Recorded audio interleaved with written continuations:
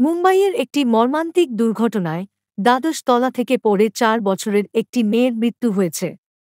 এই দুর্ঘটনার একটি সিসিটিভি ফুটেজ সোশ্যাল মিডিয়ায় ভাইরাল হচ্ছে, যা দেখে আপনিও হতবাক হয়ে যাবেন যে কিভাবে একটি ছোট অবহেলা সারা জীবনের জন্য ক্ষত তৈরি করতে পারে।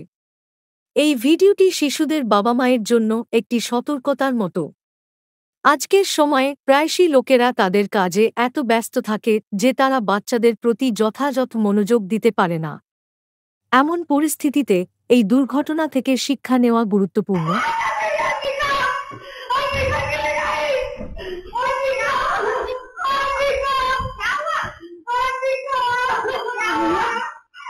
घर पे आई थी ना। वो लोग देख रहे अंदर उल्टे में। अरे सॉरी, इथून पडली ती।